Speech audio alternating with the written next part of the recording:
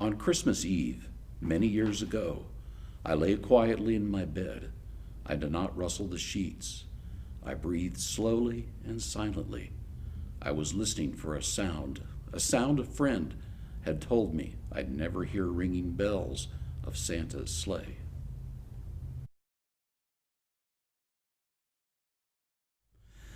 There's no Santa, my friend insisted, but I knew he was wrong. Late that night, I did hear the sounds, though not of ringing bells. From outside came the sounds of hissing steam and squeaking metal. I looked through my window and saw a train standing perfectly still in front of my house.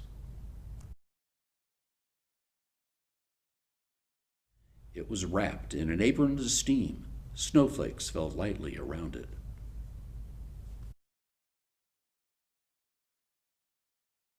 A conductor stood at the open door of one of the cars. He took a large pocket watch from his vest, then looked up at my window. I put on my slippers and robe. I tiptoed downstairs and out the door.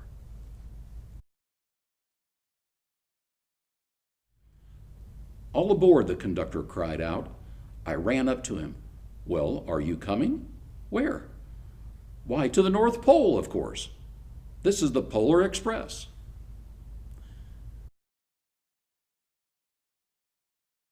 I took his outstretched hand and he pulled me aboard.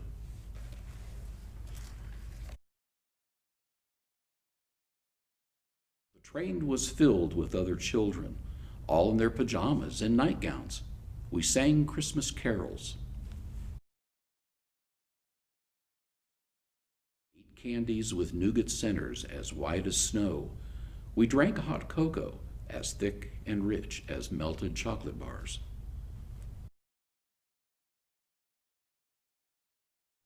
Outside, the lights of towns and villages flickered in the distance as the Polar Express raced northward. Soon there were no more lights to be seen. We traveled through cold, dark forests where lean wolves roamed and white-tailed rabbits hid under our train as it thundered through the quiet wilderness. We climbed mountains so high it seemed as if we could scrape the moon. But the Polar Express never slowed down. Faster and faster we ran along, rolling over peaks and through valleys like a car on a roller coaster.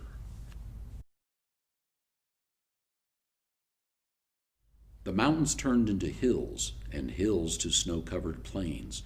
We crossed a barren desert of ice, the great polar ice cap. Appeared in the distance. They looked like the lights of a strange ocean liner sailing on a frozen sea. "There's the North Pole," said the conductor.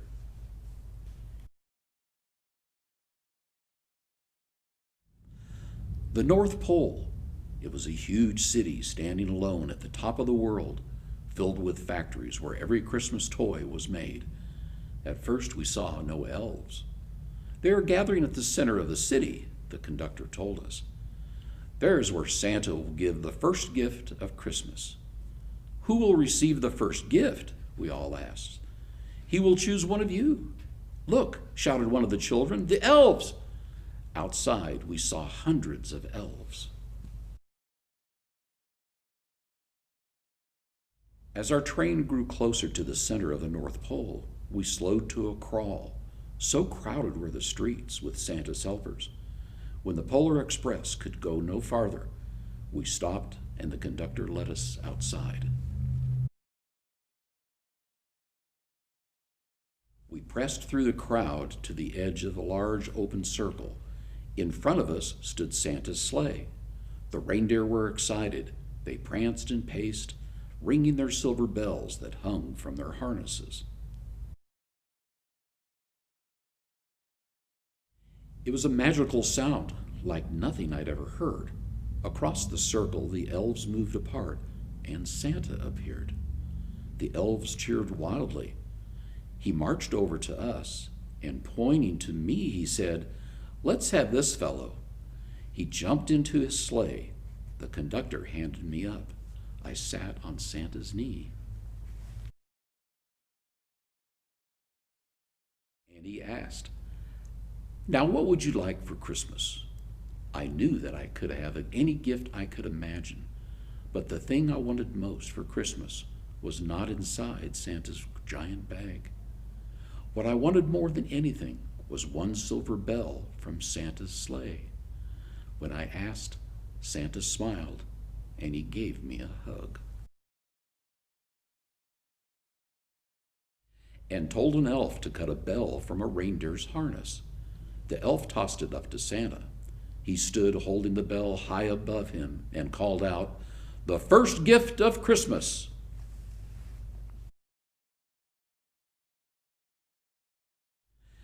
As soon as we were back inside the Polar Express, the other children asked to see the bell. I reached into my pocket, but the only thing I felt was a hole. I had lost the silver bell from Santa Claus's sleigh. "Let's hurry outside and look for it," one of the children said, but the train gave a sudden lurch and started moving. We were on our way home. It broke my heart to lose the bell.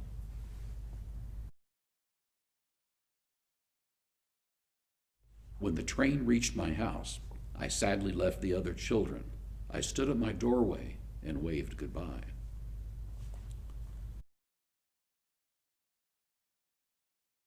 The conductor yelled something from the moving train, but I couldn't hear him. "What?" I yelled at him. He cupped his hand around his mouth. "Merry Christmas!" The Polar Express let out a loud blast from its whistle and sped away. On Christmas morning, my little sister Sarah and I opened our presents. When it looked as if everything had been unwrapped, Sarah found one small box behind the tree. It had my name on it.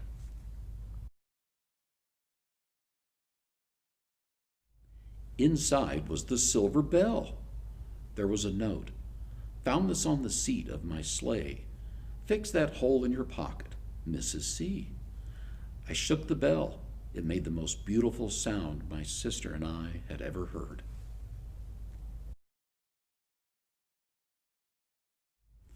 But my mother said, "Oh, that's too bad." "Yes, it's broken," said my father. When I'd shake the bell, my parents had not heard the sound. At one time, most of my friends could hear the bell, but as years passed, it fell silent for all of them. Even Sarah found one Christmas that she could no longer hear the sweet sound. Though I've grown old, the bell still rings for me, as it does for all who truly believe.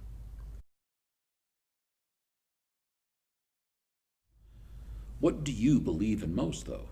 Santa? I'm pretty special, but we have one more stop on this journey, the most important stop of all. I'd like you to listen to the story now.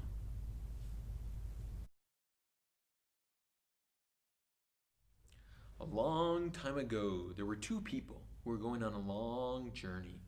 A husband and a wife named Mary and Joseph. They walked and they walked and they walked until their legs were so tired. They were looking all over Bethlehem for a place to sleep, but there was nothing. Finally, someone offered that they could stay in a stable. It's kind of like a barn. What's a barn smell like?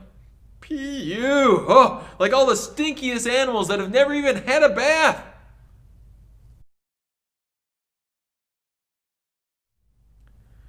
But it was a place to stay, and they had some nice soft straw.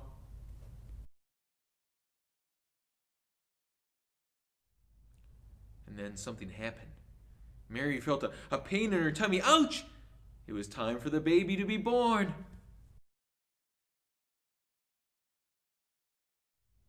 And then the baby came, and they heard it crying so loud.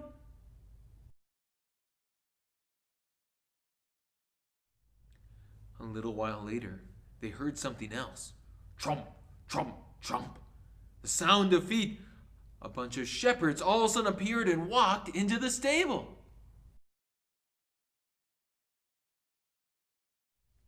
The shepherds told Mary and Joseph they had seen and they had heard the angels. And the angels told them that Mary and Joseph's baby was the Son of God. Mary and Joseph told the shepherds, "Our baby's name is Jesus. He was sent from God to save all the world."